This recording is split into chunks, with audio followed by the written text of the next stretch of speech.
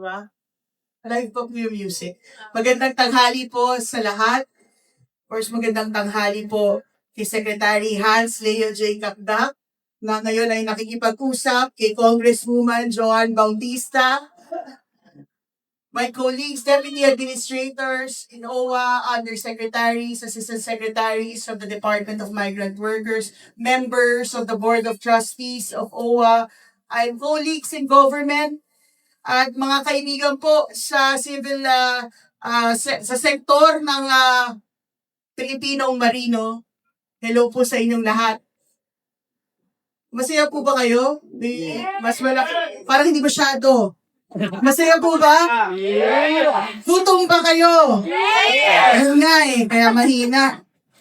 Ang araw po ito ay napaka-espesyal. Hindi lang dahil may bago tayong pasilidad na inidudunsad, kundi dahil pinagsama-sama nito ang pag-alala at paglilingkod. At pagpapatuloy ng pangakong aalagaan natin ang ating mga marino. Hindi lang sa salita kundi sa gawa. Ginaganap natin ang soft launch at blessing ng OWA Seafarer Welfare Center. Ang una sa magiging siyam, kung Bautista, hello po, na Seafarer Welfare Center na naaayon sa Magna Carta ng ating mga seafarers.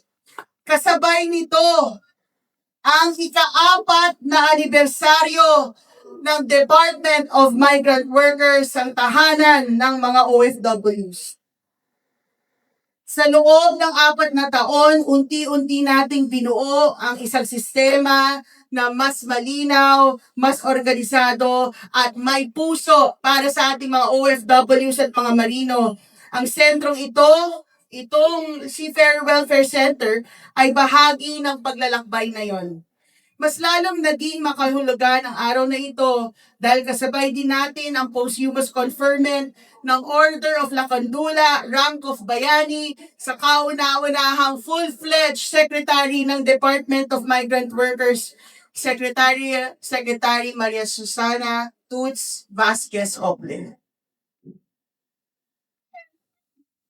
Siguro kung voice check to, sabi niya bakit may music. Isa itong tahimik ngunit malalim na pagpupugay sa isang leader na buong buhay pinaglalaban ang dignidad ng manggagawang Pilipino.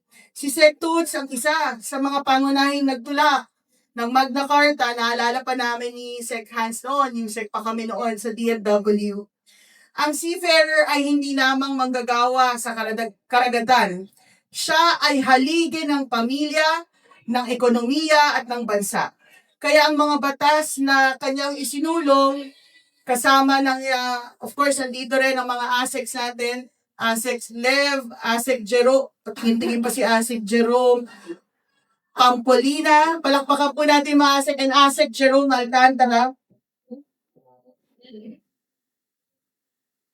Dapat maramdaman, dapat mapakinabangan ang mga pasilidad na para sa mga manggagawang Pilipino. Ang Seafarer Welfare Center na inilunsad natin ngayon ay konkretong anyo ng paniniwalang iyon. Sa ilalim ng Magna Carta for Seafarers, malinaw ang mandato ng Overseas Workers Welfare Administration na magtatag ng mga Seafarers Welfare Centers sa mga pangunahing crew change ports at lugar na may mataas na konsentrasyon ng seafarers. Ang sentrong ito ay isa sa siyam, kung Bautista again, na welfare center na inaatas sa atin ng batas na itatag. Siyam na paraan at pasilidad upang ilapit ang serbisyo ng gobyerno at ng mga partners natin sa pribadong sektor sa mga Pilipinong marino. Gusto ko lang po ng special shoutout, special shoutout kay Dear Matet at ang buong OWA NCR. Yan. Hindi magiging posible to, mga kababayan natin, kung wala sina Dear Matet at ang OWA NCR. Kaya palakpakan po natin sila. Ang sentrong ito ay bukas para sa lahat ng seafarers. Lalaki, babae, miyembro ng LGBTQIA+, pamilya ng OFW at mga seafarers, mga anak ng seafarers. Magkakaroon din po tayo dito ng alagang OWA, butika at clinic para po sa mga marino at kanilang mga pamilya, libreng gamot, maintenance labs. Kahit sa mga dating marino, kung hindi na po active, ay pwede rin pong pumunta rito. Magkakaroon din po, of course, ng legal assistance na tuwang ang Public Attorney's Office, ang IBP, at iba't iba pa pong legal clinic ng iba't ibang law schools. Meron din po tayong psychosocial support at gabay. At special shoutout din sa Love Yourself ni Doc Vin at ni Miss Pia Wordsback. At magkakaroon po tayo dito ng isang center, very private, para po sa sexual health, trans health, at HIV awareness, at testing at gamot para po sa ating mga marinong Pilipino. Ito ang tunay na diwa ng alagang OWA, serbisyong may puso. Hindi ito hiwa-hiwalay, hindi ito reaktibo, kundi tuloy-tuloy na nakasentro sa mga marino. Ginagabayan tayo ng malinaw na tagubilin ng ating Pangulo, ilapit ang serbisyo sa lahat. Gawing mas mabilis, gawing mas malinaw, at mas ramdam ang pagtugon ng pamahalaan. Ang Seafarer Welfare Center ay sagot sa gabay na iyon ng ating mahal na Pangulo. Isang serbisyong hindi na kailangang hanapin pa, dahil ito na mismo ang lumalapit. At special shoutout sa iba't ibang partners natin, government agencies, na magkakaroon po sila dito ng opisina para pagsilbihan ang ating mga marino.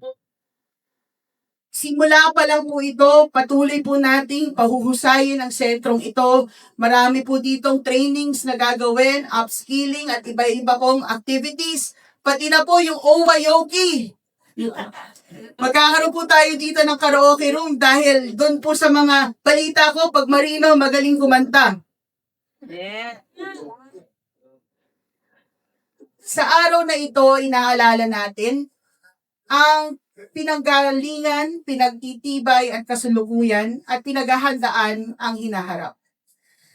Para kay Secretary Susan Tugs Oble, para sa ika-4 na taon ng Department of Migrant Workers, para sa Overseas Workers Welfare Administration, at ang pinaka-importante sa lahat, para sa ating mga seafarers at kanilang pamilya, para po ito sa Pilipinas. Mabuhay po ang lahat. Maraming salamat.